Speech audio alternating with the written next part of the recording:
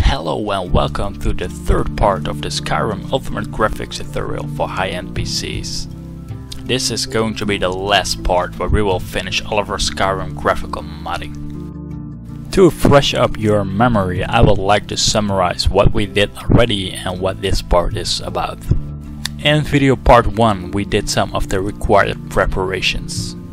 In the previous part 2, we installed the Nexus Mod Manager and installed a lot of texture improvement mods.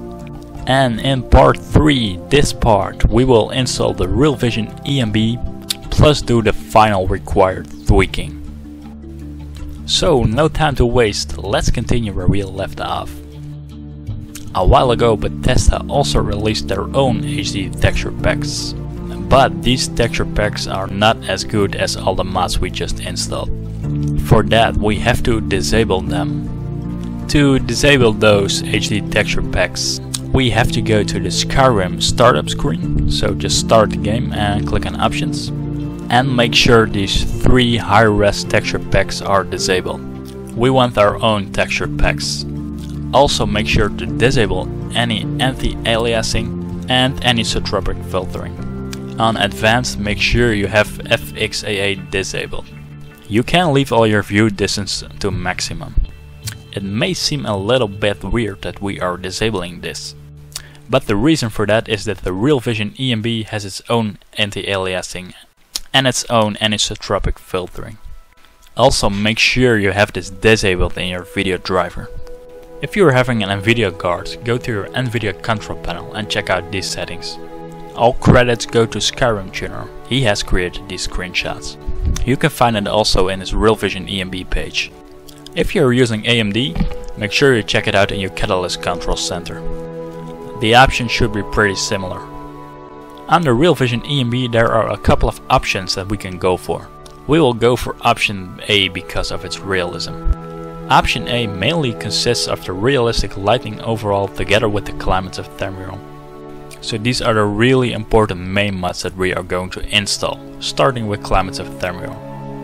If we read a little bit further, you can see there is an advanced description of the realistic lighting overhaul together with the Climates of Tamriel. I think the best would be to explain it while we are installing the mods, else it just makes no sense while I'm explaining it. So open up Project Reality Climates of Tamriel, open it up in a new tab. Remember I told you in the last video how important it was to read the descriptions? Well, please continue doing it. Once you did, click on download and download the main file manually. Also save it to your Skyrim mod folder. Once the mod has been downloaded, go to your Nexus Mod Manager, select Add Mod from File and add the Climates of Tamriel mod. Once we're going to install it, we will have an options screen.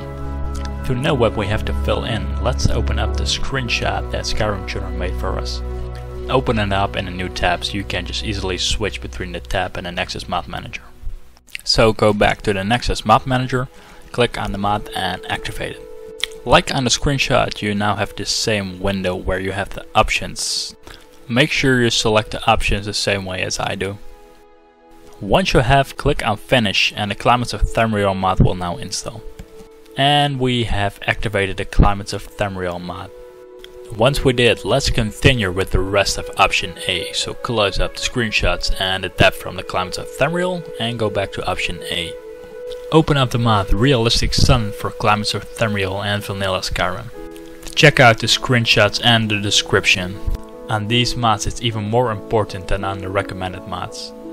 Once you did, go to Files and download the first option. The Realistic Sun and Sun Glare for Climates of Tamriel version 2. Save it in your Skyrim mod folder and wait for it to be downloaded. These mods are pretty small, so go to your Nexus Mod Manager, add the mod from file, select it, and once it is added, click on it and just activate it. We have 2 more Climates of Tamriel weather patches left, so go back to RealVision ENB page and open up Weather Patch Snow. Open it up in a new tab and make sure you read the description, of course. Once you did, go to Files or Download Manual and we will download the Nexus Mod Manager version. So download it manually save it in your Skyrim mod folder and wait for it to be downloaded.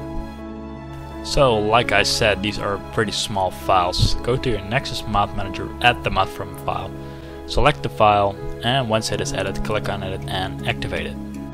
It will give you an options menu. Select the high quality snow version option, so click on it and click on next and it should be activated. One last trick for the climates of Tamriel. Go back to your RealVision ENB page and open up the last weather patch, fog, rain, overcast. So open it up in a new tab, scroll down, make sure you read the description. As you can see in the screenshots, it looks amazing. Once you did read the description, go to Files, and we will go for the normal version. As far as I know, the Counter Vibe ENB version is for a specific ENB, the Counter Vibe ENB. The normal version is suitable for the RealVision ENB. Anyway, save it in your Skyrim mod folder and wait for it to be downloaded.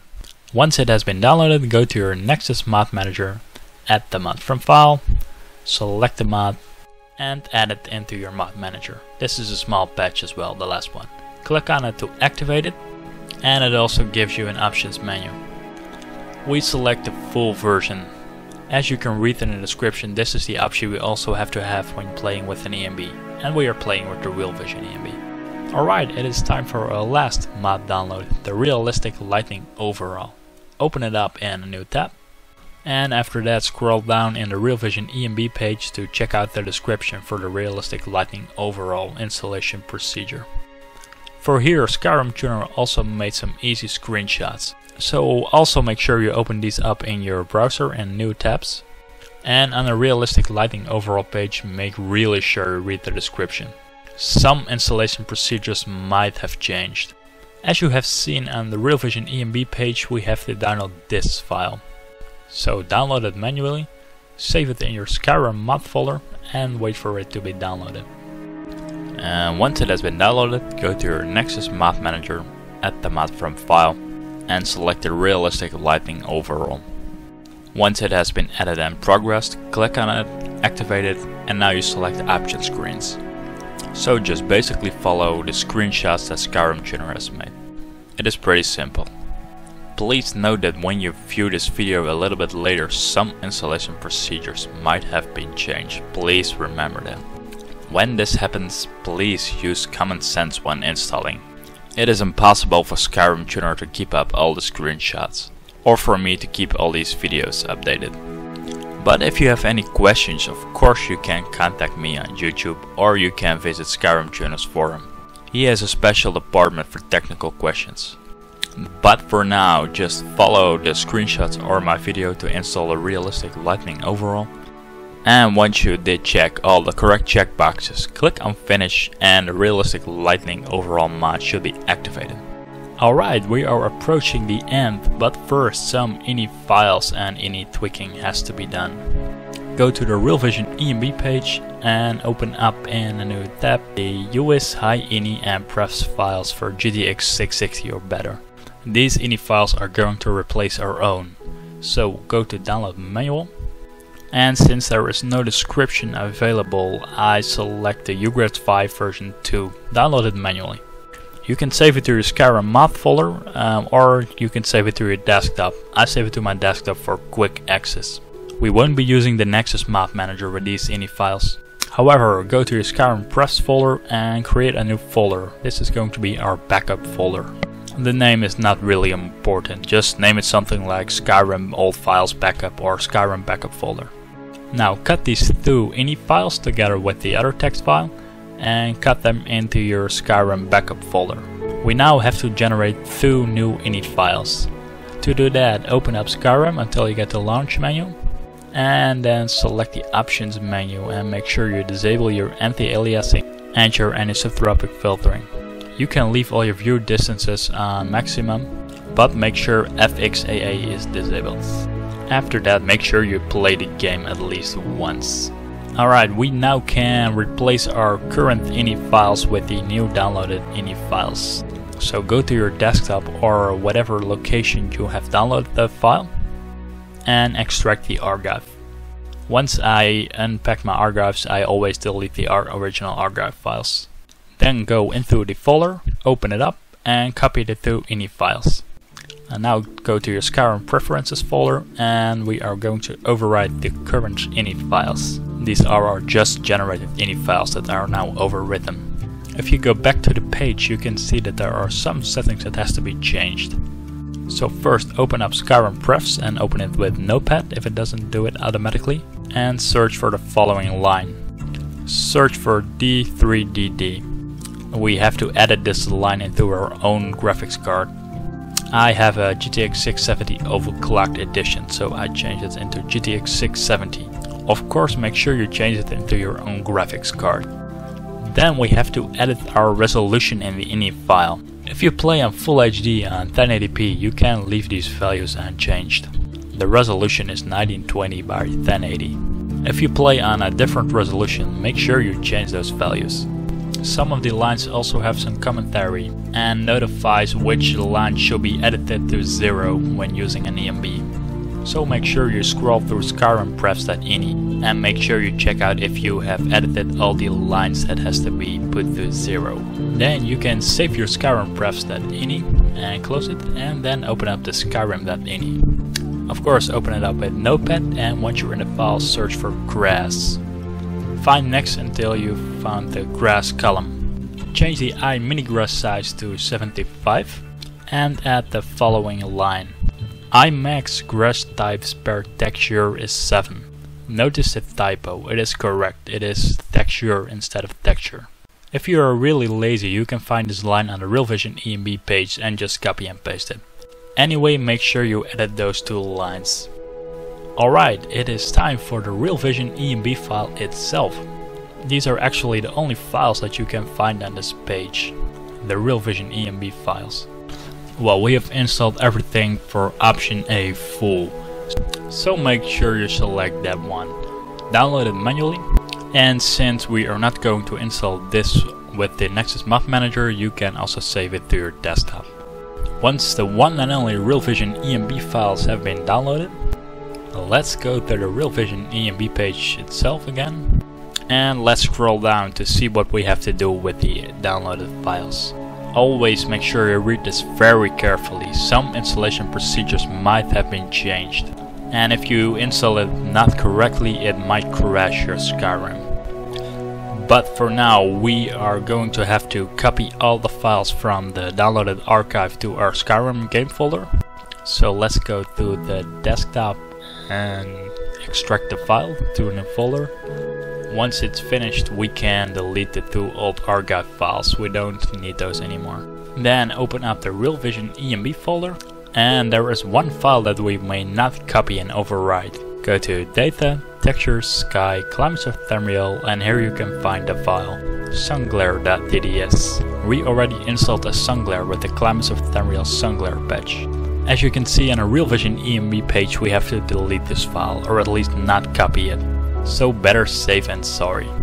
Then go back to the main folder, and now select everything, copy all the files, and go to your Skyrim main game folder. We saved it in our favorites in part 1. There you can paste all the files in this folder. Alright, let's continue. Go back to the RealVision ENB page. And now we have to install the Skyrim particle patch for ENB. So scroll up to the files section, and once you are there, scroll down until you find the Skyrim particle patch for ENB.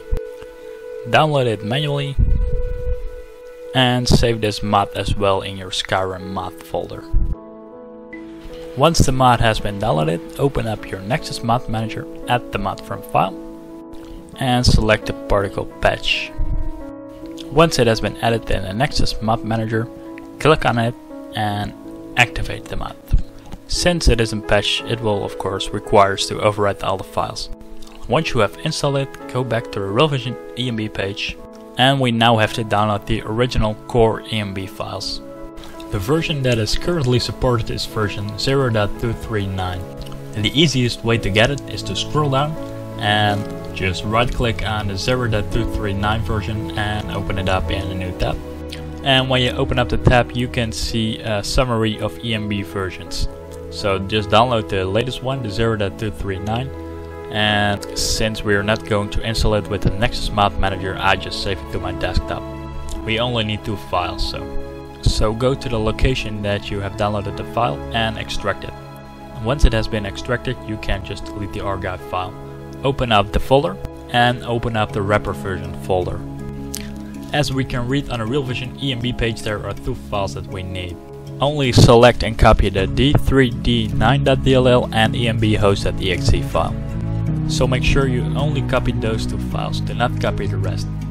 Once you did, go to your Skyrim game folder and paste the 2 files into it. Great, we are almost done. If we go back to the RealVision ENB page, you can see the final steps are E and F.